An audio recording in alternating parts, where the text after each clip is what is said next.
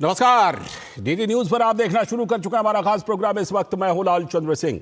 अगले घंटे में हम देखेंगे कुछ ऐसी खबरें जिन पर चर्चा जरूरी है। यह चर्चा करेंगे हम अपने संवाददाताओं और खास मेहमानों के साथ। और आज सबसे पहले बात कर देंगे कि प्रदूषण पर केजरीवाल का टोपी खेल जारी है, क्योंकि हुआ यह है कि राजधानी दिल्ली की हवा, पानी सब कुछ खराब है। यमुना जो है वो चीख चीख कर कह रही है कि देखो मेरी दुर्दशा, झाग पड़े हुए हैं। लेकिन इस बीच में वो भी बात होती है कि रातों रात उस पर कुछ केमिकल डाल के किसी तरह झाग को, या यूं कहिए कि दाग को छुपाने की कोशिश होगी क्या। और जहां तक बात है कि इस बार दिवाली पर थोड़ा सा AQI कंट्रोल में रहा है, तो इसकी वजह यह है कि मौसम साफ है, हवा चल रही है, तापमान ठीक है, तो थोड़ी सी राहत पिछले बार के मुकाबले है। लेकिन टोपी ट्रांसफर का खेल जारी है। और इसके बाद आज की खास चर्चा यह होगी कि कर्नाटक में वक्फ बोर्ड ने एक गांव के किसानों की जमीन पर दावा ठोक करके उन सभी को परेशानी में डाल दिया है। पहले इस तरह के मामले तमिलनाडु वगैरह से आ चुके हैं, लेकिन अब कर्नाटक में इस तरह का मामला सामने आया है। आप जैसा जानते हैं कि वक्फ बोर्ड कानून में संशोधन के लिए जो प्रस्ताव है, जो बिल है, वो JPC के पास है।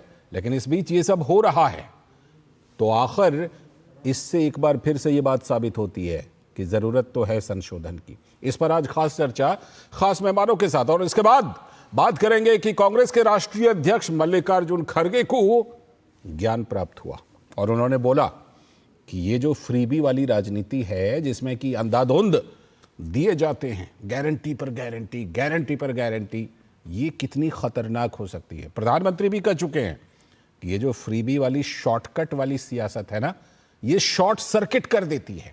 तो जब खड़गे जी ने ये बयान दिया है, तो क्या कांग्रेस पार्टी, राहुल गांधी, प्रियंका गांधी वाड्रा इससे नसीहत लेंगे क्या?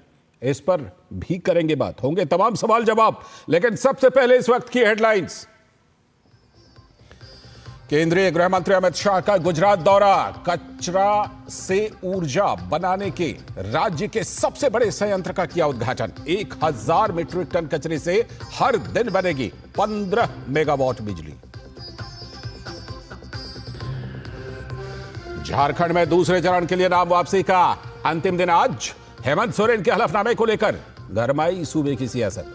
भाजपा का सवाल, 5 साल में कैसे बढ़ी 7 साल उम्र।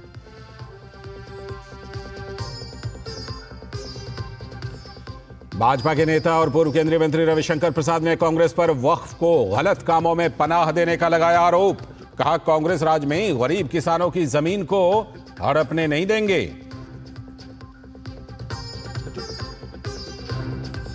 कांग्रेस के राष्ट्रीय अध्यक्ष मल्लिकार्जुन खड़गे की नसीहत, घोषणा करने से पहले जरा राज्य की आर्थिक स्थिति भी देख लिया करें राजनीतिक दल। तो खड़गे के इस बयान से महाराष्ट्र में कांग्रेस की जो 5 गारंटी होने वाली है, उस पर उठे सवाल।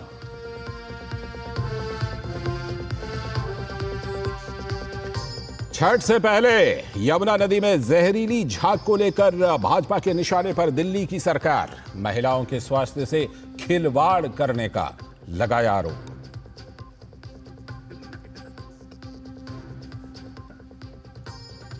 और इसरो की देश को बड़ी सौगात। लेह में भारत का पहला एनालॉग स्पेस मिशन शुरू। मिशन में पृथ्वी से दूर जगहों पर बेस स्टेशन की चुनौतियों से निपटने की तैयारियों पर होगी जांच।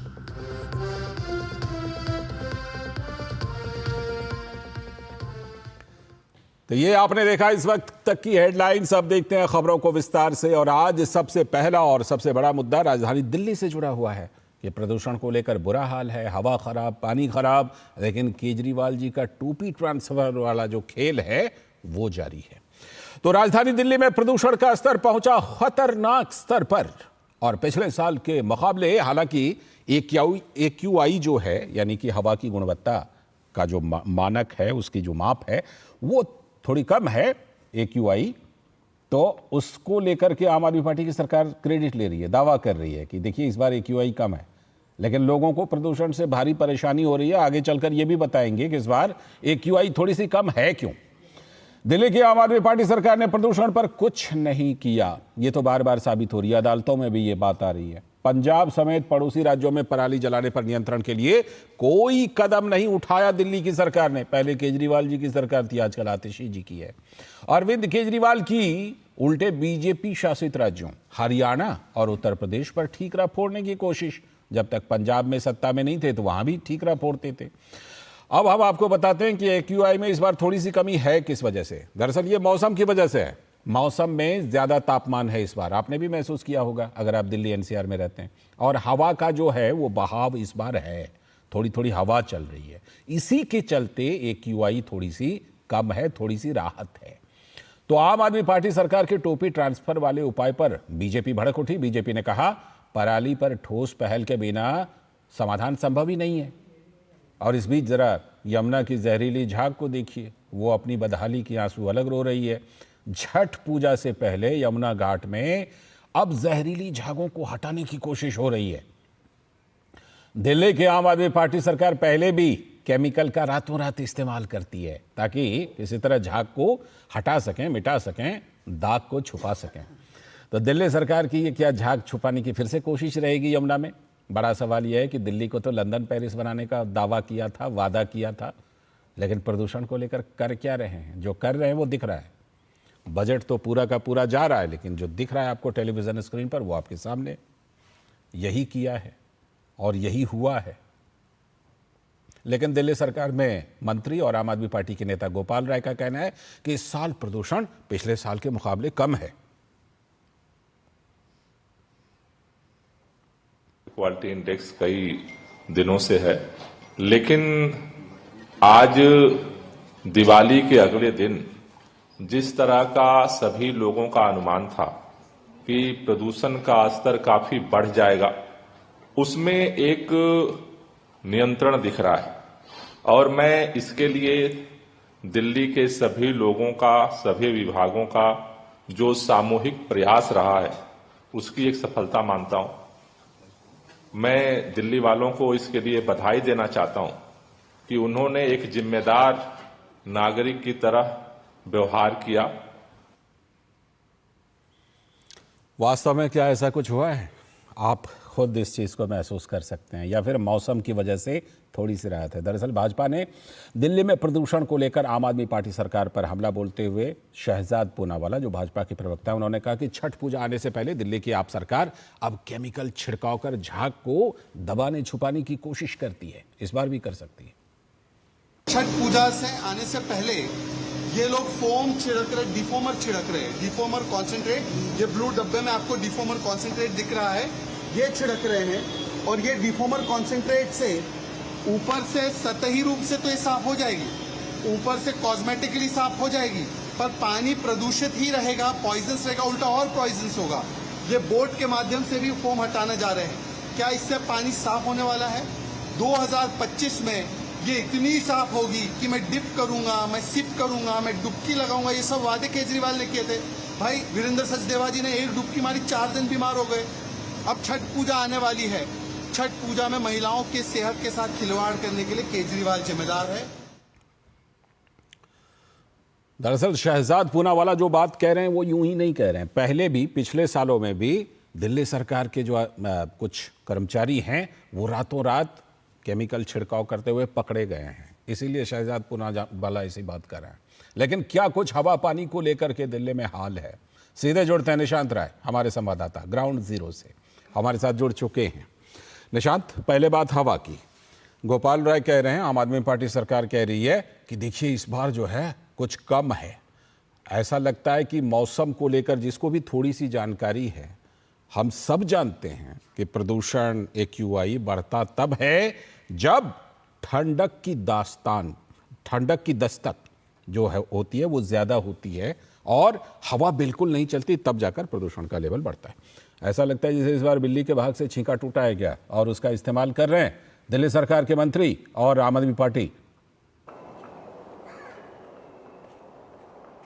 देखिए, दिल्ली सरकार अपने ही बचाव में फंसती हुई नजर आ रही है। दिल्ली सरकार का कहना है कि इस बार अगर मौसम ठीक है तो दिल्ली सरकार जो लगातार आरोप लगाती थी कि दिवाली के चलते दिल्ली में वायु प्रदूषण बढ़ रहा है तो और पटाखों पर जो प्रतिबंध लगाया जाता था क्या वो गलत था, दिवाली का प्रदूषण पर असर नहीं होता, ये तमाम तरह के सवाल हैं। और जहां तक बात रही एयर क्वालिटी इंडेक्स की, तो पिछले 15 दिनों से ज्यादा भी कह सकते हैं कि एयर क्वालिटी इंडेक्स दिल्ली में कई जगहों पर 300 के पार है और आज भी यथा स्थिति बनी हुई है। तो इसमें केवल और केवल ये कहा जा सकता है कि अगर आज स्थिति सुधरी है तो ये राम भरोसे है, क्योंकि जिस तरीके से तेज हवाएं चल रही हैं, मौसम में गर्माहट है, इसके चलते दिल्ली वासियों को प्रदूषण का सामना नहीं करना पड़ रहा है उस स्तर तक। लेकिन ये भी गंभीर श्रेणी है, ये बिल्कुल, ये तो है ही। का मरीज के लिए किसी 300 साढ़े 300 से ऊपर गंभीर ही होता है। उसके बावजूद अगर आप अपनी पीठ थपथपा रहे हैं तो आपको सोचना चाहिए। निशांत, एक बात और, जैसे देखिए तमाम अदालतों तक भी ये बात बिल्कुल साफ हो चुकी है कि पराली जलाने को लेकर के पंजाब में इनकी सरकार है, दिल्ली में बाकी चीज़ों को लेकर इन्होंने कुछ किया नहीं, ठीक है। लेकिन ये टोपी ट्रांसफ़र करने में बड़े माहिर हैं। कहते हैं कि वो हरियाणा ने नहीं किया जी, यूपी ने नहीं किया जी। तो टोपी ट्रांसफ़र का खेल खूब खेल रहे हैं क्या अरविंद केजरीवाल और उनकी पार्टी और उनकी सरकार? देखिए, 2014 के बाद से लेकर 2024 तक अरविंद केजरीवाल और अभी आतिशी सरकार, ये दो सरकारें आम आदमी पार्टी की दिल्ली में रही हैं। लेकिन चाहे वायु प्रदूषण की बात करें, चाहे जल प्रदूषण की बात करें, चाहे सीवरेज प्लांट की सफाई की बात करें, ये सरकार पूरी तरीके से फेल होती हुई नजर आई है। हालांकि सीवरेज प्लांट को लेकर ये एमसीडी पर आरोप लगाते थे। जब एमसीडी आम आदमी पार्टी के पास आ गई तो इस बार हमने बरसात के मौसम में देखा क्या स्थिति बनी। इसके अलावा वायु प्रदूषण तो दिल्ली की एक ऐसी समस्या बन गई है जिससे निजात पाना असंभव सा दिख रहा है। इसके लिए सबसे बड़ा कारण है शॉर्ट टर्म प्लानिंग। दिल्ली सरकार की ओर से आज तक कोई ऐसी लॉन्ग टर्म प्लानिंग नहीं की गई है जिससे कि वायु प्रदूषण से निपटा जा सके। और जब ठंड दिल्ली में दस्तक देती है, हवा में नमी आती है, हवा की स्पीड कम होती है, तब दिल्ली वासी सांस के लिए परेशान हो जाते हैं। ऑड इवन जैसे उपाय लेकर बस आ जाते हैं। ठीक है निशांत, एक बात और जरूर पूछनी थी, वो ये कि पहले भी दिल्ली सरकार के कर्मचारी अधिकारी रातों रात यमुना में केमिकल छिड़काव करते हुए पकड़े गए थे, पिछले सालों में भी। तो शहजाद पूनावाला जो कह रहे हैं कि केमिकल डाल करके एक तरह से छुपाने और दबाने की कोशिश हो रही है, इस बार भी क्या केजरीवाल, अरविंद केजरीवाल की पार्टी, आम आदमी पार्टी की सरकार, आतिशी जी की सरकार इस बार फिर से भी वैसा कुछ करने की कोशिश कर रही है क्या? इसीलिए शहजाद पूनावाला ऐसा बोल रहा है। देखिए, यमुना किनारे मैं खुद गया था और आईटीओ के पास गया था, जहां पर 5 तारीख के बाद सबसे बड़ा महापर्व छठ पर्व मनाया जाएगा। वहां पर यमुना के किनारे लगभग आप 100 से 150 मीटर पानी की बदबू को महसूस कर सकते हैं। यही कालिंदी कुंज का हाल है, वहां पर पानी में झाग साफ तौर पर दिखाई दे रहा है। ऐसे में सवाल यही उठता है कि ये झाग सुबह होता है और कुछ घंटों में साफ हो जाता है, क्योंकि केमिकल का इस्तेमाल किया जाता है। झाग कैमरे पर आता है लेकिन गंदा पानी और वहां की जो बदबू है वो अभी भी नजर आ रही है। और ऐसे में जब महिला उगते सूर्य को अर्घ देंगी, डूबते सूरज को अर्घ देंगी और वहां पर खड़ी रहेंगी तो जाहिर सी बात है कि उनके साथ स्वास्थ्य समस्याएं आने वाली है। हालांकि दिल्ली सरकार जिस तरीके से जुगाड़ पर चलती है, कृत्रिम घाट जरूर बनाएगी, लेकिन पूर्वांचल वासियों की इतनी बड़ी संख्या ना चाहते हुए भी सैकड़ों या हजारों की संख्या में महिलाओं को यमुना में खड़ा होना पड़ेगा। और ऐसे में केवल केमिकल से सफाई कर देना कहीं ना कहीं उन लोगों के साथ अन्याय है जो कि सरकार के भरोसे रहते हैं कि सरकार उन्हें सच हवा पानी देगी। बिल्कुल बिल्कुल, आप एकदम सही कह रहे हैं कि लोगों का तो भरोसा रहता है कि सरकार कुछ व्यवस्था करेगी, लेकिन जो जिस तरह से कि दिल्ली को लंदन, पेरिस बनाने का वादा किया था और क्या कुछ सामने आ रहा है वो तस्वीरें बिल्कुल बता रही हैं। बहुत बहुत शुक्रिया निशांत जुड़ने के लिए इस खबर पर और जानकारी देने के लिए। बहरहाल बढ़ते हैं आज की ख़ास चर्चा की तरफ। और आज की जो ख़ास चर्चा होने वाली है, जैसा आप जानते हैं कि वक्फ बोर्ड कानून में संशोधन के लिए, वक्फ बोर्ड कानून में संशोधन के लिए जैसा कि हम जानते हैं कि जेपीसी पर इन दिनों बैठक चल रही है, जेपीसी में इस पर विचार हो रहा है, लेकिन इस बीच ऐसे ऐसे मामले सामने आ रहे हैं जिसको लेकर के, ऐसे मामलों को लेकर के लगातार जो है, अब ऐसा ही एक मामला कर्नाटक के गांव से आया है, क्योंकि तमिलनाडु के एक गांव से आया था, ये तो आप जानते ही हैं, और भी कई जगहों से आया था, लेकिन ऐसा ही एक मामला अब कर्नाटक से आया है। दरअसल संसद की जो संयुक्त संसदीय समिति है जेपीसी, वो इन दिनों वक्फ बिल संशोधन पर सभी पक्षों की राय सुन रही है, लेकिन कर्नाटक के एक गांव में एक अलग ही नजारा बन गया है। कर्नाटक के हावेरी जिले में दो पक्षों में जमकर पत्थरबाजी हुई, कई लोग घायल हुए। मामला वक्फ के किसानों की जमीन पर दावे को लेकर गर्मा गया। स्थानीय पुलिस ने हिंसा फैलाने के आरोप में 15 लोगों को हिरासत में ले लिया है। पुलिसकर्मी गांव में तैनात कर दिए गए हैं। लेकिन सवाल यह उठता है कि ऐसी स्थिति आखिर बनी क्यों? लोगों का आरोप है कि गांव के लोग अब इस अंदेशे में हैं कि कुछ जमीनों पर वक्फ के दावे के बाद और किसानों की जमीन इस जद में आएगी। ये बात लोगों को परेशान कर रखी है। काफकोल गांव कर्नाटक में है, जहां 3 संपत्तियों पर वक्फ ने दावा ठोक रखा है। जिला प्रशासन किसी भी नोटिस से मना करता है, लेकिन गांव में 124 लोगों को मिले नोटिस ने इलाके में लोगों को संशय में डाल दिया है। कांग्रेस के मंत्री जमीर खान का दावा है कि कर्नाटक वक्फ के पास 1.12 लाख एकड़ जमीन कब्जे में है। सोचिए कितनी बड़ी जमीन उनके कब्जे में है। और इसके अलावा अन्य जो 24,000 एकड़ जमीन है, उस पर तो कार्रवाई पूरी ही नहीं हुई है। हालांकि किसानों के विरोध के कारण राज्य सरकार ने अब जाकर जमीनों को वापस किसानों को देने की बात कही है। लेकिन कुछ लोगों और परिवार द्वारा देश के अलग अलग राज्यों में ऐसे बहुत सारे मामले हैं और वक्फ बोर्ड जो है उनके पास 9.30 लाख एकड़ जमीन का प्रबंधन है। तो ये प्रबंधन कहीं ना कहीं वक्फ बोर्ड के लिए इसको मैनेज करना, इसका प्रबंधन करना टेढ़ी खीर साबित हो रहा है, क्योंकि उनके लिए मुश्किल हो रही है। तो गड़बड़ झाले से इनकार नहीं किया जा सकता, क्योंकि जब इतना बड़ा प्रबंधन करना हो और कोई ठोस व्यवस्था ना हो तो बिल्कुल गड़बड़ झाला होता रहता है। कभी वो गड़बड़ झाला तमिलनाडु में नजर आ जाता है, कभी बिहार में नजर आ जाता है, अब कर्नाटक में भी ये एक गांव में नजर आ गया। इस बीच जेपीसी की बैठकें चल रही हैं, तो उसमें घमासान अलग से हो रहा है। आपने देखा ही, कोई बोतल फोड़ रहा है, कोई कुछ और कर रहा है, कोई जेपीसी के अध्यक्ष पर ही हमला करने की कोशिश करता है। 22 अक्टूबर की बैठक में मुस्लिम रहनुमाई का दावा करते हुए टीएमसी नेता कल्याण बनर्जी ने तो कांच तोड़ दिया और हिंसक झड़प को अंजाम दे दिया था। तो विपक्ष का जो पैनल है वो ये दिखाने की कोशिश कर रहा है कि भाई एक संप्रदाय के साथ ऐसा लग रहा है कि जुल्म हो रहा है, जबकि सच सभी को पता है।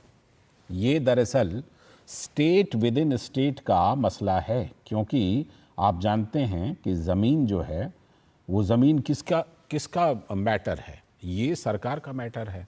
अब उसमें आपने अलग से एक वक्फ बोर्ड पहले बनाया, फिर उसको असीमित अधिकारें दे दी। जब असीमित अधिकारें दे दी तो वो उनकी अथॉरिटी अलग हो गई। इतनी अथॉरिटी दे दी कि कहीं अदालत में उसको चैलेंज भी नहीं किया जा सकता। ऐसे में बहुत सारे लोगों के साथ मुश्किलें आ रही हैं। उसी सिलसिले में कर्नाटक के इस गांव के किसानों को भी मुश्किलें आई हैं। तो कर्नाटक में वक्फ ज़मीन को लेकर हावेरी जिले में 2 पक्षों में जब पत्थरबाजी हुई तो उसको लेकर राज्य के गृह मंत्री जी परमेश्वर ने कहा कि अब स्थिति सामान्य है। पुलिस ने कुछ लोगों के खिलाफ केस रजिस्टर्ड किया है। No, police has taken note of it, and although there is no complaint from anybody, police suo moto they have registered the cases and they have arrested some 20 odd people. Now everything is peaceful. Senior officers are also there, SP and others. They are watching the development. Any development will definitely take action. तो वहीं कर्नाटक सरकार में मंत्री और जो कांग्रेस के राष्ट्रीय अध्यक्ष मल्लिकार्जुन खड़गे के सुपुत्र हैं प्रियांक खड़गे, उनका कहना है कि बीजेपी बिना बात के इस मामले पर राजनीति कर रही है। what is surprising? As usual, BJP goes crying to their high command for everything. Either they go to the governor or they go to the prime minister. I would like to ask the BJP MPs, during their tenure, was the state Waqf department locked? Were they doing anti-national activities now they are claiming to be now? Do they have any common sense? How the law works, how the procedure works, what is administrative thing? These people are just out to play politics with it. तो वहीं भाजपा के वरिष्ठ नेता और केंद्रीय मंत्री प्रहलाद जोशी का कहना है कि कर्नाटक सरकार जबरदस्ती पिछले काफी समय से रह रहे लोगों को उनकी जमीन से हटाने की कोशिश कर रही है। Police have gone there. Police have filed the FIR on Hindus, people who are there for more than 60, 70 years. They are trying to vacate them. They want to take over the position of the Hanuman temple. So what else they need? And most unfortunately, one CEO of the Jilla Panchayat, he has ordered this. It is most unfortunate, and I strongly condemn the action of the government, and also particularly that Jilla Panchayat and Mr. Jamir is forcing the authorities to take action on the innocent Hindus. तो ये पूरा का पूरा मामला कर्नाटक से आ रहा है और एक बार फिर से ये कई सवाल खड़े कर रहा है, वही सवाल जो कि लगातार खड़े होते रहे हैं। इस पर बात करेंगे हम छोटे से ब्रेक के बाद। जब धरती चीर कर निकलता है लोहे का पत्थर और मिलता है मोंगिया के जोश से, फिर तपता है, पिघलता है और बनता है फौलाद। अब होता है सरिया सारी खूबियों के साथ। मोंगिया स्टील, मजबूत देश का मजबूत सरिया। It's another six. रिचार्ज, जल्दी रिचार्ज करा। ये क्या किया? मैच तो गया। पेमेंट कैसे करेंगे? टोकनाइज कार्ड से। टोकन? हाँ, ऑनलाइन पेमेंट के लिए आरबीआई लाए हैं टोकनाइजेशन। एक बार कार्ड डिटेल्स, ओटीपी, सीवीवी डालकर टोकन जनरेट कीजिए। कार्ड भी सुरक्षित और बार बार डिटेल्स भरने की नो झंझट। वही सुविधा अधिक सुरक्षित। ऑलराउंडर हो कि मैं। आरबीआई कहता है कि जानकार बनिए, सतर्क रहिए। बात जब पीढ़ियों के लिए बनने वाले घर की हो तो जिम्मेदारी बड़ी हो जाती है। गैलेंट समझता है ये जिम्मेदारी। अब डबल एम रिब्स के साथ गैलेंट एडवांस टीएमटी रीबार, निर्माण का रियल हीरो। स्वागत है ब्रेक के बाद। डीडी न्यूज पर आप देख रहे हैं इस वक्त, और जैसा कि ब्रेक पर जाने से पहले हमने बताया था कि कर्नाटक में आ गया ऐसा ही मामला जैसा पहले तमिलनाडु में भी आ चुका है, देश के कई हिस्सों में आ चुका है। किसानों की जमीन पर वक्फ ने दावा कर दिया, किसानों की मुश्किलें बढ़ गई। तो क्या कुछ इस चीज को लेकर कर्नाटक में चल रहा है, इस पर जुड़ेंगे अपने संवाददाता शैलेंद्र मिश्र के साथ, और साथ ही हमारे सलाहकार संपादक विनोद मिश्र जी हमारे साथ यहां पर स्टूडियो में जुड़े हुए हैं। सीधे पहले उनसे बात करते हैं। विनोद जी, जैसा कि हमने देखा, ये तो मुझे लगता है कि एक सिलसिला है, उसी में कर्नाटक का ये नया मामला सामने आ गया। तमिलनाडु में देखे थे 1500 साल पुराना गांव, वहां के मंदिर जहां पर एक भी मुस्लिम आबादी नहीं, हरियाणा में एक गुरुद्वारे पर, मतलब ऐसे तो मुझे लगता है कि सैकड़ों कहानियां हैं, उसी की एक कड़ी कर्नाटक में सामने आ गई। लाल जी, जो आपकी रिपोर्ट है आज ही देखिए कि जेपीसी को लेके और इस पैनल के जो वक्फ पैनल है उसकी मीटिंग चल रही है लगातार, और उस मीटिंग में आप उस चर्चा को देखिए और उसमें उस हंगामा को देखिए, विपक्ष के वॉकआउट को देखिए जी, और कर्नाटक के उस गांव की हालत देखिए जहां जो जिस बायरी गांव की बात आप कर रहे थे, उस गांव में 4 प्रॉपर्टी पे वक्फ ने दावा किया, और वक्फ के दावे के बाद ये संशय वहां पे तेज हुआ कि भाई अगर ये 4 प्रॉपर्टी को वक्फ ने आज ले लिया है तो वो गांव में ये बात fैली कि ये अब इसके साथ साथ जो जमीनें हैं वो भी वक्फ बोर्ड की होगी। इसी बात को लेके जब अपनी रिपोर्ट में आप बता रहे थे कि उस पे दोनों पक्षों में जम के झड़प हुई, वहां जो नेता थे वो नेता आगे बढ़ के आए और वक्फ की पैरवी करते हुए उन्होंने बताया कि ये सारी वक्फ की जमीन है। अब सवाल ये है कि आखिर ये वक्फ को लेके जो सरकार की तरफ से अभी वक्फ संशोधन बिल आया है, वो बिल तो इसी सारी समस्याओं को लेके है, बिल्कुल, लेकिन विपक्ष की तरफ से इस बात की जो कोशिश हो रही है कि जैसे एक समुदाय को के खिलाफ में एक बड़ा अन्याय किया जा रहा है। तो भाई ये कर्नाटक के उस गांव के किसानों को क्या कसूर था जो उनकी पुश्तैनी जमीन के 114 लोगों को नोटिस पकड़ा दी गई? क्या कसूर था नालंदा वैशाली के उस गांव के किसानों को जिनके हजारों लोगों को नोटिस पकड़ा दी गई? तमिलनाडु के गांव की आपने चर्चा की है जहां कोई कहीं भी ना मुस्लिम का कोई मस्जिद है वहाँ, ना वहाँ उस गांव में कभी उनका सरोकार रहा है, वो उस पे वक्फ का जमीन का दावा है।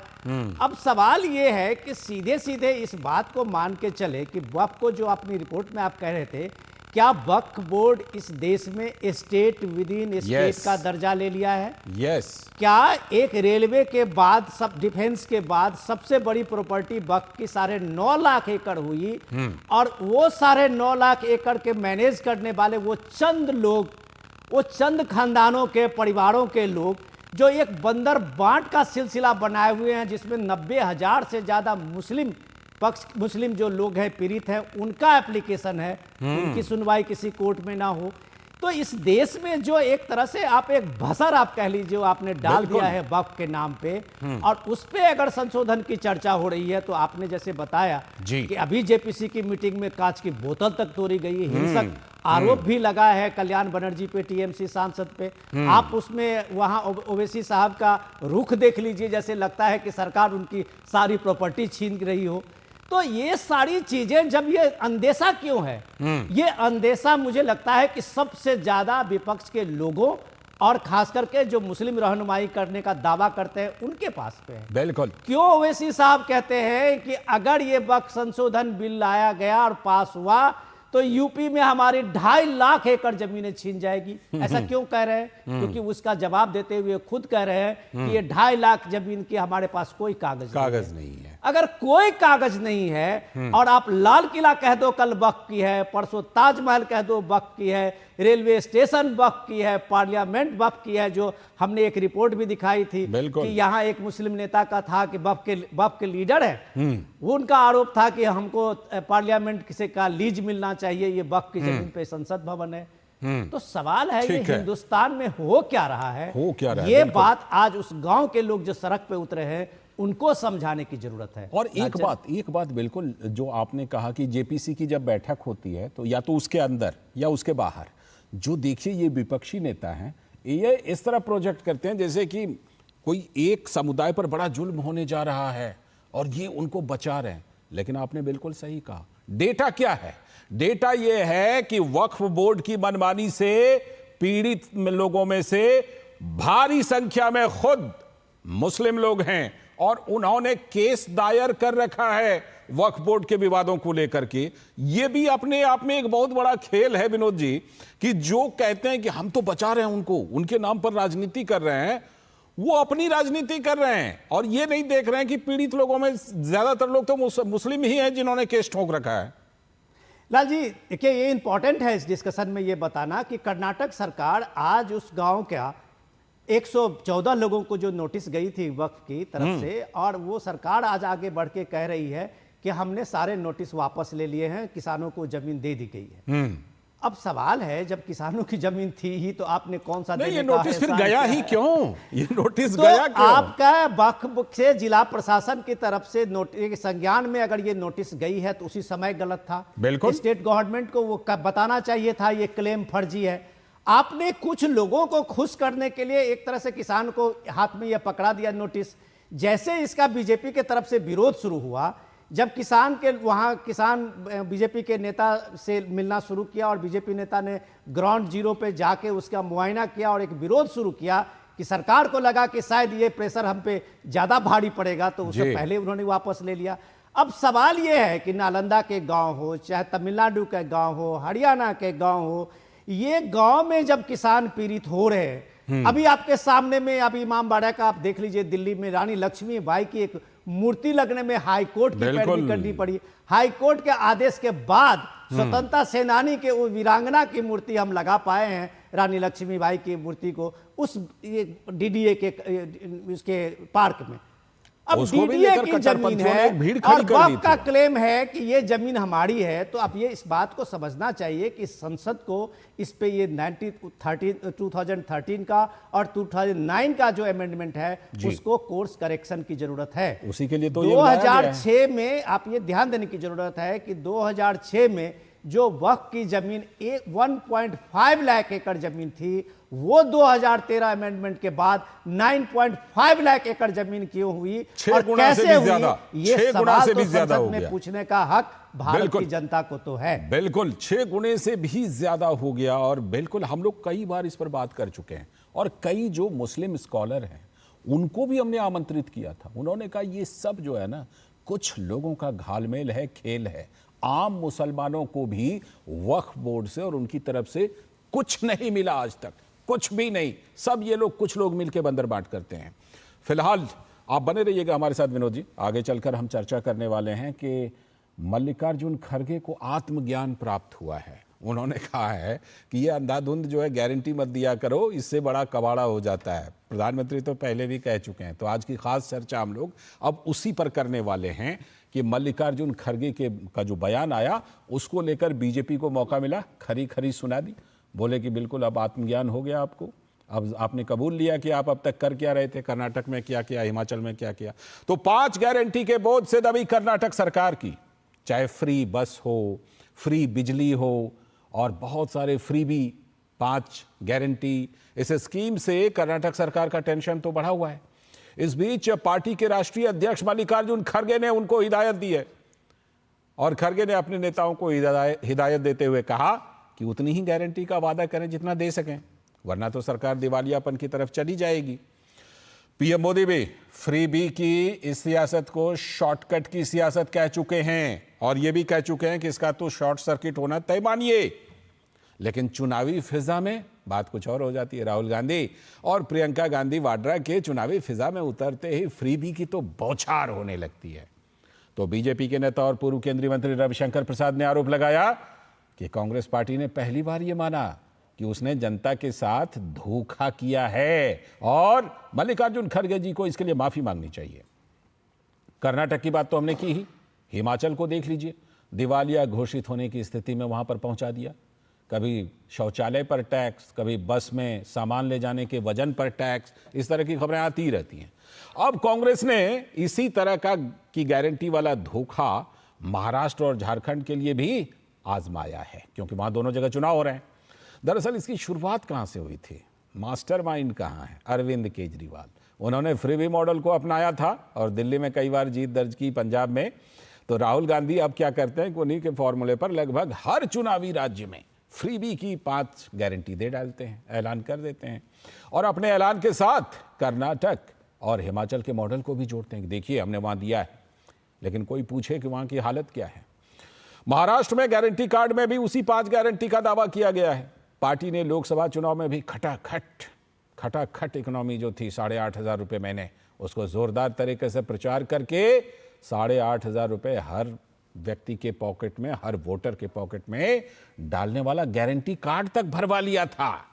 ठीक वैसे ही 5 गारंटी कार्ड महाराष्ट्र में कांग्रेस पार्टी ने बांटने का फैसला किया है। वही वाला चलेगा वहां पर भी। लेकिन महायुति जो वहां सत्ताधारी है महाराष्ट्र में, उसने कांग्रेस की गारंटी से पहले लाडली बहन योजना उतारकर कांग्रेस को चौंका दिया, यानी उसमें मात देने की कोशिश की। फ्री बस, किसानों का कर्जा माफ, बिजली फ्री, राशन फ्री, बेरोजगारों को भत्ता, महिलाओं के लिए मासिक भत्ता, फ्री रसोई गैस, फ्री योजनाओं की भरमार में घोषणा पत्र में विकास कार्यों की गिनती लगभग ठहर सी जाती है, क्योंकि सब कुछ फ्री होता है। लेकिन कांग्रेस पार्टी सिर्फ फ्रीबी तक ही सीमित नहीं रहती, उसके आगे जाती है। उसके आगे क्या जाती है कि जो खास तौर पर एक समुदाय, मुस्लिम वोट बैंक की बात कर रहा हूं, उसको पक्का करने के लिए भी वो कई तरह की घोषणा करती है। चुनावी सरगर्मी के बीच मराठा आरक्षण के नेता मनोज जरांगे की मुलाकात राज्य में चर्चा का विषय बना हुआ है। मराठा आरक्षण आंदोलन लोकसभा चुनाव में बीजेपी को बुरी तरह प्रभावित कर चुका है। मुस्लिम नेताओं की कोशिश जरांगे को अपने साथ लेने की है। वोट के बंटवारे को रोकने के लिए तरह तरह के उपाय ढूंढे जा रहे हैं। लेकिन गारंटी कार्ड जैसे ऐलान ये दर्शाते हैं कि चुनाव जीतने के लिए पार्टियां राज्य को दिवालिया भी बना सकती हैं। और हिमाचल का उदाहरण तो सामने है, कर्नाटक का भी। लेकिन मल्लिकार्जुन खड़गे ने कुछ कहा है। चुनाव के वक्त लोगों को अपने झूठे जुमलों में फंसाने वाली कांग्रेस को अब अपने शासन वाले राज्यों में बदहाली का डर सताने लगा है। तो कांग्रेस के राष्ट्रीय अध्यक्ष मल्लिकार्जुन खड़गे का कहना है कि सरकार की गारंटी वाली स्कीम पर अधिक खर्च करने से सरकार दिवालिया हो जाएगी। ಮಹಾರಾಷ್ಟ್ರದಾಗ ಯಾವ್ದು ಮಾಡಬೇಕಂತ ನಾ ಹೇಳಿದೆ 5, 6, 10, 20 सरकार की जो गारंटी स्कीम्स हैं उनको बजट के अंदर ही खर्च करना होगा, नहीं तो सरकार दिवालिया हो जाएगी। तो मल्लिकार्जुन खड़गे के इस गारंटी की समीक्षा वाले बयान पर भाजपा ने हमला बोलते हुए कहा कि कांग्रेस ने स्वीकार कर लिया कि वो जनता की आंखों में धूल झोंकने का काम करती है। साथ ही रविशंकर प्रसाद ने कहा कि कांग्रेस नेताओं को जनता को मूर्ख बनाने के लिए और वोट लेने के लिए माफी मांगनी चाहिए। खड़गे ji, please give the first lesson of this confession. Don't make announcement unless there is a proper financial provision to Mr. Rahul Gandhi first. वो जाने तो सही, आज कांग्रेस पार्टी ने अपने अध्यक्ष के माध्यम से पहली बार स्वीकार किया है कांग्रेस के द्वारा जो होता रहा है वो जनता की आंखों में धूल झोंकने की बात रही है। क्या श्रीमान खड़गे साहब माफी मांगेंगे? जो तेलंगाना में हो रहा है, जो कर्नाटका में हो रहा है, जो हिमाचल प्रदेश में हो रहा है। मौका मिला बीजेपी को तो बीजेपी ने सवाल उठा दिया। बिल्कुल। तो जो मल्लिकार्जुन खड़गे का बयान है, उस बयान से क्या विपक्ष, कांग्रेस और हमारी सारी राजनीतिक पार्टियां कोई सीख लेंगी? और मल्लिकार्जुन खड़गे ने यह बयान दिया क्यों? क्या इसके पीछे हिमाचल जैसे राज्यों के बुरे हालात हैं क्या? इसी पर आज खास बात करने के लिए, खास चर्चा करने के लिए हमारे साथ जुड़ रहे हैं सैयद जवाद जी, राजनीतिक विश्लेषक और कांग्रेस के समर्थन में मजबूती से बातें रखने वाले। सैयद जवाद जी, बहुत बहुत आपका स्वागत इस डिस्कशन में। और साथ ही हमारे साथ हमारे सलाहकार संपादक विनोद मिश्र जी भी हमारे साथ स्टूडियो में जुड़े हुए हैं, जुड़ चुके हैं। सैयद जवाद जी, बहुत बहुत स्वागत आपका। आगे चल करके हमारे साथ कुछ और लोग भी जुड़ सकते हैं, लेकिन सबसे पहले मैं चलता हूं योगेश शीतल, हमारे संवाददाता जो मुंबई से हमारे साथ जुड़ रहे हैं। अगर वो हमारे साथ जुड़ चुके हैं तो पहले उनसे एक अपडेट ले लेंगे, उसके बाद हम इस चर्चा को। हाँ, योगेश शीतल जुड़ चुके हैं। योगेश, ये महाराष्ट्र में गारंटी देने की बात हो रही है उसी तर्ज पर, लेकिन उससे पहले मल्लिकार्जुन खड़गे जी का ये बयान और आज ही जो विपक्ष है महाविकास आघाड़ी, वो अपनी 5 गारंटी, संयुक्त गारंटी लेकर आने वाला है। उससे पहले खड़गे जी का ये बयान, क्या हलचल इस बयान ने मचाया महाराष्ट्र में? कुछ क्या? देखिए, महाराष्ट्र में ये चीजें पिछले कुछ दिनों से चर्चा में आई थी। जब मुख्यमंत्री लाडली बहन योजना शुरू की गई थी तभी से एक्चुअली अगर आप देखें, गौर करें तो महाराष्ट्र में जो कांग्रेस पार्टी है वो कई खेमे में विभाजित है। हालांकि ये दिखता नहीं, सतह पर सारी चीजें आपको सामान्य दिखेंगी, लेकिन इस योजना को लेकर कांग्रेस पार्टी की तरफ से हम कह सकते हैं कई ऐसे जो उनकी प्रति पार्टी का विचारधारा रखते थे, उन्होंने कोर्ट में भी इसको चुनौती दी थी। हालांकि फिर मामले का कोई उस तरीके का कंक्लूजन निकला नहीं। बीजेपी काफी एग्रेसिव हो गई, जो महायुति थी उन्होंने कहा भी कि ये योजना चलती रहेगी क्योंकि लीगल सैंक्शन भी इसको मिला हुआ है। इस बात को लेकर लीगल फाइट भी एक तरीके से महाराष्ट्र में की गई थी। कोशिश ये की गई थी कि जो जिस तरीके से अगर आप लोकसभा चुनाव का प्रचार देखें तो जब प्रियंका गांधी नंदुरबार में रैली कर रही थी तो मैं उस रैली में था, वहां पे भी ये चीजें बार बार उठाई जा रही थी क्योंकि वो पूरा ट्राइबल बेल्ट, अगर आप नॉर्थ महाराष्ट्र को देखें तो धुले है या जलगांव ले लीजिए, नासिक ले लीजिए, नंदुरबार ले लीजिए, इसमें कई सारे ऐसे जगह जो ट्राइबल बेल्ट है, वहां पे बेसिकली कोशिश की गई थी कि इस चीज को भुनाया जा सके। बहुत हद तक ये चीजें भुनाई भी गई, लेकिन अब बीजेपी ने जो है, बीजेपी ने बोलते हैं जिसको कि उन्हीं के तरीके से उनको पलटी देने वाली जो बात है वो बीजेपी ने किया। और कुल मिलाकर जो महायुति है वहां पे इस योजना के तहत एक बहुत बड़ी संख्या में कंसोलिडेशन वोट का देखा जा रहा है। जब अजीत पवार पिछले दिनों बारामती में नॉमिनेशन कर रहे थे तो उन्होंने सांकेतिक तौर पे, जिसको आप सिंबॉलिक बोल सकते हैं, सिंबोलिज्म पॉलिटिक्स में काफी महत्व रखता है, वो 3-4 महिलाओं को लेकर वहां पे गए थे। जो महिलाएं थी वो लाडली बहन योजना की लाभार्थी थी। तो इसको लेकर कहीं ना कहीं महाविकास आघाड़ी, योगेश, क्योंकि महाविकास आघाड़ी अपनी 5 गारंटी लाने वाली है, मैं ये जानना चाह रहा हूं कि खड़गे जी ने ये बयान दे दिया है, इस बयान का महाविकास आघाड़ी के इस 5 गारंटी पर कोई असर पड़ेगा क्या, या उनमें कोई इस बयान को लेकर कोई चर्चा है क्या? देखिए, कांग्रेस का जो है, क्योंकि खड़गे जी जो है वो कांग्रेस के नेता है और कांग्रेस में सारी चीजें जो है वो आलाकमान निर्धारित करता है, वहीं से तय होती है। तो मुझे नहीं लगता कि यहाँ पे कोई कंट्राडिक्शन आएगा या यहाँ से कोई जो है दूसरा ओपिनियन यहाँ से क्वाइन किया जाएगा। लेकिन एक बात जरूर है कि जो यहाँ के प्रदेश की जो कांग्रेस की इकाई है और केंद्र में जो कांग्रेस के आलाकमान है, वहां पे कई सारी चीजें अलाइनमेंट ठीक तरीके से उनकी नहीं होती। ठीक है। ये जरूर है कि जो 5 ये वादा करने जा रहे थे, जो पहले भी लोकसभा के चुनाव उनको किया था, इस बयान के बाद कहीं ना कहीं जो है वो गले की हड्डी बन जाएगी। रहिएगा हमारे साथ बने रहिएगा योगेश, हमारे साथ बने रहिएगा। नेतृत्व इस पक्ष में नहीं है तो किस तरीके से आगे बढ़े। योगेश हमारे साथ बने रहिएगा। दरअसल खरगे जी का जो ये बयान है, इसको जरा मैं विनोद जी के जरिए समझने की कोशिश करता हूं। विनोद जी, अभी जैसे योगेश कह रहे थे कि देखिए कोई कंट्राडिक्शन तो होता नहीं, आला कमान कांग्रेस में फैसला करता है, फिर खरगे जी का ये बयान किस संदर्भ में आया है, और क्या खरगे जी ने कहीं ना कहीं कांग्रेस पार्टी को और महाविकास आघाड़ी को ही अपने इस बयान से नसीहत देने का काम किया है क्या? लाल जी, अगर एक तरह से आप कहें तो योगेश बहुत बिल्कुल सही कह रहे थे। हाँ। योगेश सही इसलिए कह रहे थे कि वहां के स्टेट लीडरशिप को पता ही नहीं होता कि क्या क्या गारंटी होने वाली है। कर्नाटक की सारी गारंटी प्रियंका गांधी ने दी। ये जितना भी वहाँ लक्ष्मी योजना हो, फ्री बस हो, महिलाओं के लिए भत्ते की बात हो, वो फ्री बिजली की बात हो, प्रियंका गांधी की योजना थी। और वो सारी गारंटी प्रियंका गांधी अपने इलेक्शन चुनावी रैलियों में की थी, जिसको 5 गारंटी के शक्ल में देके उन्होंने घोषणा पत्र बनाया था। ठीक वैसे ही राहुल गांधी और प्रियंका गांधी ने हिमाचल में ये 5 गारंटी की बात कही थी, तेलंगाना में वो गारंटी की बात कही थी, जिसको पूरा करते हुए वहां की सरकार हाँफ रही है।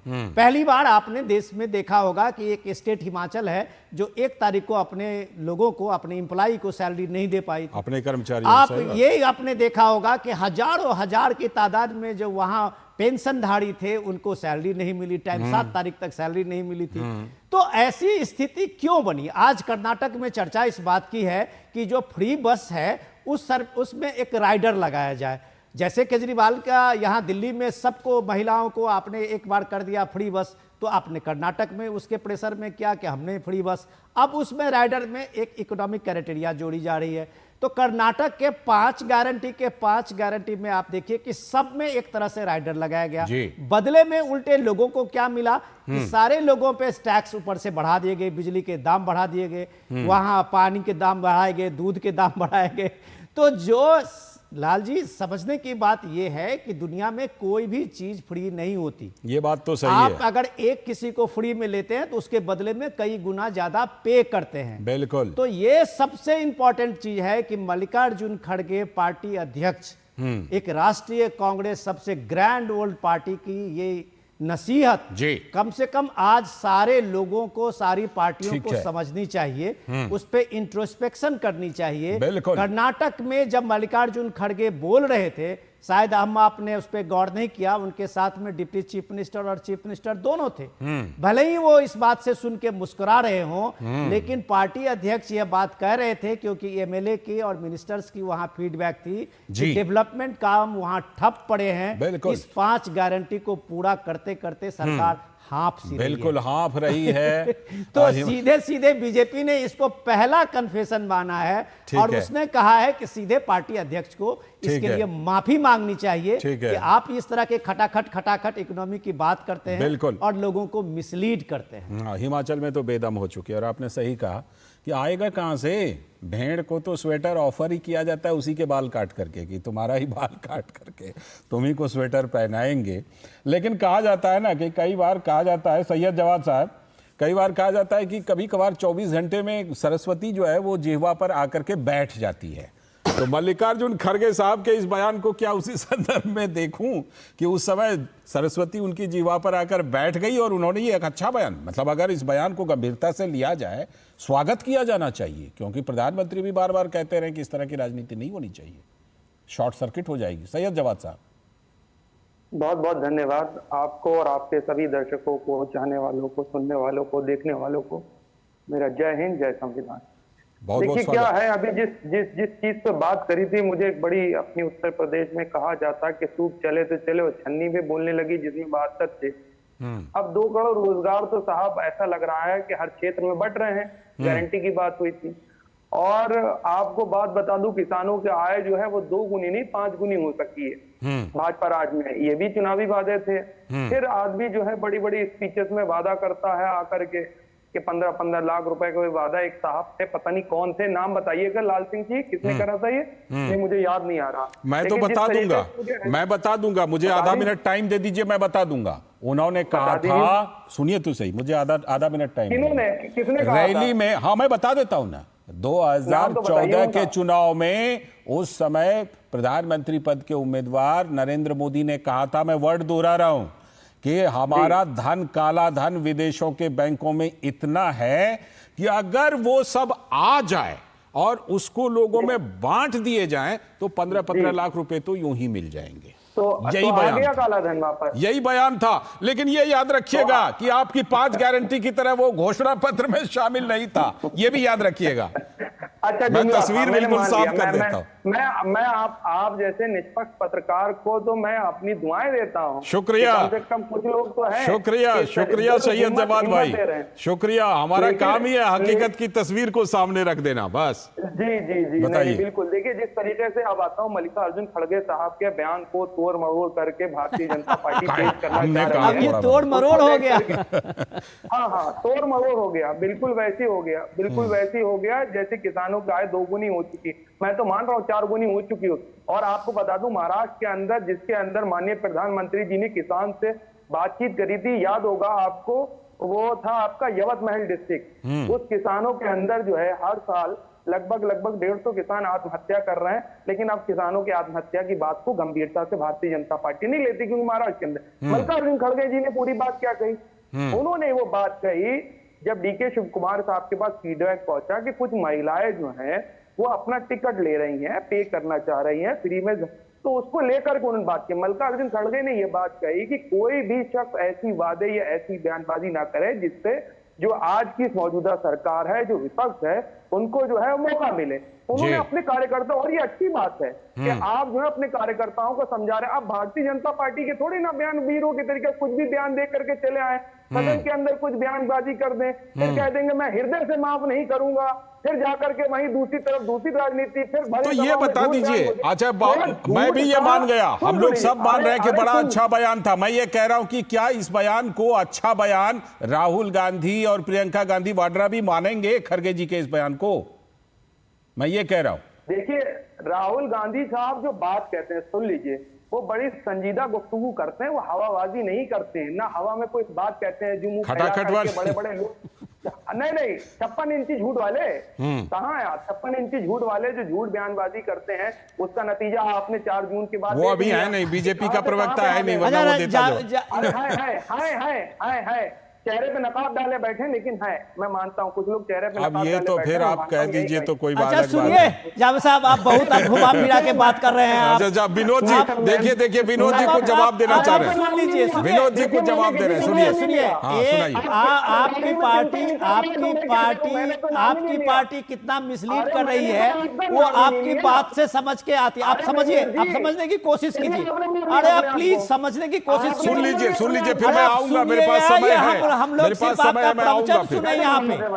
अरे हम आपके प्रीच सुनने के लिए नहीं बैठे जावेद साहब, आप कुछ भी आके बोलते जाइए और हम आपकी बात सुनते रहेंगे। आप सीधे सीधे हम पे आरोप लगाते हैं और सीधे उसके बाद आप सुनाना चाहते हैं कि हम आप सुनते रहे। वो कह रहे नाम नहीं आप सुन लीजिए सर, आप हुजूर आप एक बार सुन लीजिए। मैं आप ही की बात आप ही को पॉइंट देने जा रहा हूं, आप सुनिए। मल्लिकार्जुन खड़गे को आप जो भी बता सकते हो, जो भी बताएं, आपका पार्टी का मामला है, आपके पार्टी के वो अध्यक्ष हैं, मुझे उससे कोई लेना देना नहीं है। लेकिन जब आप किसानों की आय और ये सारी चीजें कहते हुए आ रहे थे, तो आप कम से कम एक रिकॉर्ड भी देख लिए। सिद्धारमैया के 2.5 साल में अगर 1400 किसानों की आत्महत्या की खबर आती है कर्नाटक से, उस पे बोलने के लिए आपके नेता राहुल गांधी के एक शब्द नहीं है। किसानों की आय की दोगुनी की बात आप अगर आप देख लेंगे तो आप ये देखेंगे कि उसके लिए सिस्टमेटिक कितना डेवलप किसान कृषि योजना से किया गया है और सच में किसानों की आय दोगुनी हुई है। इसका कोई टाइम्स ऑफ इंडिया में हेडलाइन से खबर नहीं बनती है, किसान खुद महसूस करते हैं। रही बात, आप पॉइंट पे आइए। सबसे पॉइंट इंपॉर्टेंट ये है कि कर्नाटक की हालत जो बनी है, उसके रिस्पॉन्सिबल कौन है? तो अगर ये कहा जाए तो वहां की सरकार से ज्यादा राहुल गांधी और प्रियंका गांधी है। क्यों इसलिए मैं आपको ये बात कह रहा हूं कि एक स्टेट गवर्नमेंट को अगर ये 5 गारंटी के प्रोग्राम को पूरा करने के लिए अगर 60,000 करोड़ रुपए एक साल में इंतजाम करने पड़ते हैं, तो ये मनमोहन सिंह की तरह जो पीएम कहते थे कि पेड़ पर पैसे नहीं उगते सही तो बात ये है। 60,000 करोड़ की एक लायबिलिटी आपके नेता ने दी है, जिसके कारण कर्नाटक में सारे डेवलपमेंट प्रोजेक्ट बंद करने पड़े थे।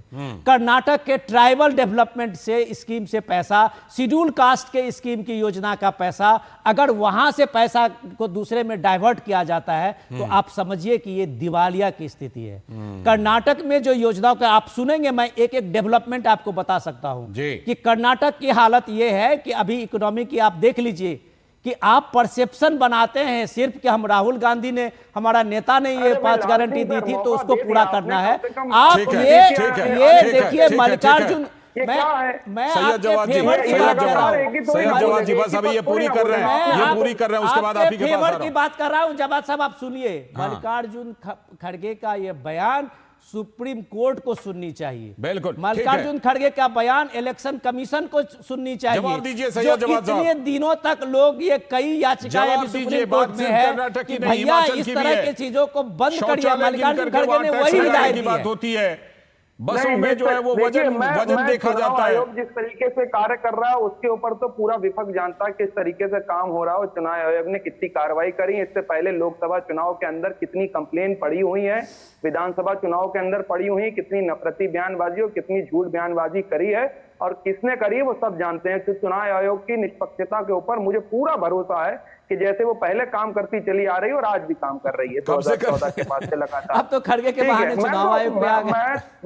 अरे भाई आपने चुनाव आयोग के ऊपर जब संज्ञान अरे वो सुप्रीम कोर्ट ने चुनाव आयोग से ये बात, सुप्रीम कोर्ट ने चुनाव आयोग से पूछा है कि ये फ्री भी क्या की घोषणा करने वाले पॉलिटिकल पार्टी पे क्या कार्रवाई होनी चाहिए। सुप्रीम कोर्ट ने पूछा, थोड़ी सी तो भैया समझ भी तो लो उस चीज को। सुनिए, डिबेट का एक तरीका होता है, जब आप बोल रहे हैं तो मैं बीच में इंटरप्ट नहीं कर रहा था। अरे भैया तो आप कुछ और बोले जा रहे हैं, मैं आपको करेक्ट कर रहा हूं। ट्रैक पर तो रहिए, ट्रैक पर, डिबेट को ट्रैक पर रहने दीजिए। जनता होती है डिसाइड करने के लिए। सर आप ज्ञान हमको ना दिया करिए। डिबेट को ट्रैक पर रखिए, डिबेट को ट्रैक पर। मैं आपसे कह रहा हूँ लाल सिंह सर, अभी आपको पता है जब जम्मू कश्मीर के अंदर अभी विधानसभा चुनाव से पहले कोई साहब कह गए थे कि मुहर्रम पर और ईद पर 2 सिलेंडर फ्री भी दिए जाएंगे। ये भी आपको बात याद होगी। हाँ बिल्कुल, बीजेपी के घोषणा पत्र में ये शामिल था जी। अरे वही मैं बता रहा हूँ, इस तरीके के बयानबाज। अब कल को इनकी सत्ता तो बनी नहीं, हालांकि चूक गए ये और ऐसे ही चूकेंगे। लेकिन हैरत की बात यह है जब हरियाणा में बना गए वो, नहीं हरियाणा में बना गए वो तो मैं जानता हूं कि हरियाणा में सरकार कैसे बनाई वो सब जानते हैं, उसमें कोई मुझे कहने में। देखिए तंत्र और तांत्रिक विद्या से, तंत्र और तांत्रिक की विद्या से, तंत्र की तांत्रिक विद्या। कांग्रेस जो है आत्ममंथन कर रही है, आप कह रहे हैं तंत्र। कांग्रेस तो हरियाणा पर आत्ममंथन कर रही है सैयद जवाद भाई। नहीं करना चाहिए, बिल्कुल करना चाहिए। हमें इस चीज में लाख लपेट की कोई जरूरत नहीं। आत्ममंथन, आम चिंतन जो है वो होता है हर पॉलिटिकल पार्टी में। लेकिन फिर मैं अब ऐसी बात रखूंगा दुखती रख पे, अब प्रवक्ता तो है नहीं लेकिन कुछ और लोग हैं। आज तक उत्तर प्रदेश की हार का जो है वो आज तक कोई जो है मीटिंग नहीं करी गई कि उत्तर प्रदेश लोकसभा के जो चुनाव के अंदर करारी शिकस्त मिली है वो किसकी वजह से ली है। आज तक आत्मचिंतन, आत्ममंथन नहीं हुआ पार्टी के अंदर। जवाद साहब सुनो, आप पहले आत्ममंथन आप ये करो। लाल जी एक मिनट मैं जवाब देता हूँ। आप एक सुनो, आप एक तरफा सवाल किए जा रहे हो। देखो आप एक तरफा सवाल किए जा रहे हो, सवाल का जवाब भी तो सुन लो प्लीज। जवाद साहब आप सुन लो जवाब पहले। अरे आप पहले जवाब तो सुन लो, आप कहां से कर्नाटक से उत्तर प्रदेश आ गए? अरे सर आप जवाब तो सुनो। आप कर्नाटक से आते आते जवाद साहब आप कर्नाटक से उत्तर प्रदेश आ गए। तो आप ठीक है, मैं आप दोनों के पास आता हूं। जरा मुझे एक अपडेट योगेश से लेकर आप दोनों के पास आता हूं। एक अपडेट योगेश से लेकर के। योगेश, महाराष्ट्र में जिस तरह से कि महायुति ने भी, आपने भी जिक्र किया कि कई ऐसे इस तरह की स्कीम दी है। देखिए लाडली हो या फिर वहां के लड़कों के लिए हो, तमाम स्कीम दी है। अब विपक्ष भी जो है वो 5 गारंटी, मुझे लगता है कि शायद आज ही आ जाएगा महाविकास आघाड़ी का। ऐसे में आपको लगता है कि ये जो है महाराष्ट्र में चुनाव को इसका अच्छा खासा इसका असर पड़ सकता है क्या? देखिए, अगर आप मेरी राय जाने तो मुझे नहीं लगता इसका अच्छा असर पड़ेगा, क्योंकि मुस्लिम रिजर्वेशन की बात इस तरीके से पहले की जा चुकी है, तो लोग यहाँ पर भली भांति समझते हैं कि कांग्रेस के द्वारा ऐसे बयान चुनाव से पहले दिए जाते हैं जो कि बाद में कानूनी दांव पेच में फंस के रह जाते हैं। ये चीजें आप अगर ग्राउंड पे जाएंगे, अगर आप चाहे मराठवाड़ा चले जाइए, विदर्भ चले जाइए, कोंकण में चले जाइए, नॉर्थ महाराष्ट्र आ जाइए, आप कहीं भी जाइए आपको ये आइडिया मिल जाएगा। और सिर्फ मुंबई महाराष्ट्र में ही नहीं, कर्नाटक है, तेलंगाना है, आंध्र प्रदेश है, अलग अलग राज्य, वहां पर इस तरीके की घोषणाएं हो जाती हैं जो प्रबुद्ध लोग हैं उनको समझ में आता है कि ये चीजें हो नहीं सकती, या तो संविधान के साथ इसका क्लैश हो जाएगा, या फिर जो इंस्टीट्यूट्स हैं, कई सारे लॉज हैं, उसके साथ इसका कहीं ना कहीं क्लैश हो जाएगा, क्योंकि आप मुस्लिम रिजर्वेशन नहीं दे सकते। उसी तरीके से अगर आप इस चीजों को लाएंगे, आपको याद होगा सुप्रीम कोर्ट ने भी पिछले दिनों कुछ ऑब्जर्वेशंस दिए थे। इसीलिए मुझे लगता है कि जो बयान मल्लिकार्जुन खड़गे का है वो कहीं ना कहीं काफी मैच्योर स्टेटमेंट है। अलग बात है कि उसको नीचे तक किस तरीके से महाराष्ट्र में कितना अलाइनमेंट इसका हो पाएगा, that remains to be seen. लेकिन ये चीजें जो है, ये चीज अगर आप कह रहे हैं कि इसका आपको क्या लग रहा है असर होगा, तो सबसे पहली बात की घोषणा कर लेने दीजिए, क्योंकि 4 तारीख तक नॉमिनेशन विड्रॉ करने की तारीख है। जमीन पे बहुत सारे इश्यूज चल रहे हैं, यहाँ पर धरातल पे एक ही पार्टी, एक ही गठबंधन से कई कैंडिडेट लड़ रहे हैं, तो मुझे लगता है इंतजार करना पड़ेगा क्या घोषणा लेके आते हैं। योगेश, जो आपने बात उठाई, मैं फिर से एक बार वही सैयद जवाद जी से जानना चाहूंगा। सैयद जवाद जी, लाल जी, मैं सैयद जवाद, खड़गे जी के बयान का असर पड़ेगा राहुल गांधी पर और प्रियंका गांधी वाड्रा पर? विनोद जी, आप भी कुछ कह रहे थे। लाल जी, मैं सैयद जवाद साहब अभी बढ़िया बात कर रहे थे, उत्तर प्रदेश को लाए थे। संभव साहब आपके पास तुरंत आता हूं। सैयद जवाद साहब अभी उत्तर प्रदेश को लाए थे कि उत्तर प्रदेश में समीक्षा क्यों नहीं हुई। समीक्षा उत्तर प्रदेश में करने से पहले कम से कम आप अपने नेता को पूछ लेते कि उत्तर प्रदेश के बाई इलेक्शन में कांग्रेस को सीटें क्यों नहीं मिली। मैदान से हट गए। आप सीधे इस बात को लेके कि आप जो गठबंधन की बात कर रहे हैं, आप सुन लीजिए, सुनिए, आप पहले सुन लीजिए, इसके बाद आप इसका जवाब दीजिएगा। उत्तर प्रदेश के बाई इलेक्शन में सपा ने कांग्रेस को सीटें क्यों नहीं दी? आज कांग्रेस पार्टी का न झंडा है, न वहां पे निशान है। आप सपा के चुनाव चिन्ह को लेके आप उसको प्रचार कर रहे हैं, अलग बात है। सवाल सबसे इंपॉर्टेंट चीज ये है, लाल जी मैं कह रहा हूं, सवाल इंपॉर्टेंट ये है कि उत्तर प्रदेश की जो जीत आप बता रहे हैं, आप सुनिए जवाद साहब, सुन लीजिए, आप हमारे गेस्ट हैं, आप हमारे गेस्ट बन रहे हुए हैं, हम आपका सम्मान करते हैं, आप सीधे डिक्टेट मत कीजिए। सीधे से इंपॉर्टेंट चीज मैं बता रहा हूं, जिस खटाखट इकोनॉमी का बात करके राहुल गांधी ने आप खटाखट गारंटी कार्ड भरवाया था लोगों को, और इलेक्शन के दूसरे दिन वो हजारों महिलाएं कांग्रेस के दफ्तर पहुंच गई थी, क्या वो मिसलीडिंग नहीं था जो आज मल्लिकार्जुन खड़गे कर रहे हैं? क्या वो जो ये कामयाबी राहुल गांधी की दी जा रही थी, क्या वो मिसलीडिंग नहीं था कि आज अब ये अखिलेश यादव ने एक सीट भी आपको नहीं दी? तो ये सारे मिसलीड के बारे में पार्टी अध्यक्ष ने आपको नसीहत दी है। सैयद जवाद जी का जवाब, क्योंकि समय कम है। आपको बता दूं, जो राहुल गांधी साहब ने वादा करा है, जिस दिन सत्ता में आएंगे उस दिन वो वादे पूरे होंगे। जातीय जनगणना हो करके रहेगी, 8,500 रुपए खटाखट। फिलहाल ये बताइए, खड़गे जी के बयान से कुछ सबक लेंगे? खड़गे जी के बयान से राहुल गांधी और प्रियंका गांधी वाड्रा कुछ सबक लेंगे? सर, हम सबक लेकर के बैठे हुए हैं कि भारतीय जनता पार्टी को कैसे रोकना और कैसे हराना है। ये हमें आता है, और हमें सबक जो है इंडिया अलायंस के लोगों ने बहुत अच्छे से अभी 4 जून को सिखाया है। ठीक है, चलिए, महाराष्ट्र और झारखंड में चुनाव हो रहा है, वहां बिल्कुल लेकर जाइए। मुझे लगता है फिर से वादों की झड़ी लगेगी। बहुत बहुत शुक्रिया। खड़गे जी का बयान लगता है ऐसे ही बेकारी हवा में चला जाएगा। शुक्रिया सैयद जवाद भाई जुड़ने के लिए। विनोद सर, आपका भी जुड़ने के लिए बहुत बहुत शुक्रिया, और योगेश भी जुड़े थे, बहुत बहुत शुक्रिया। आज के इस वक्त में इतना ही। नमस्कार।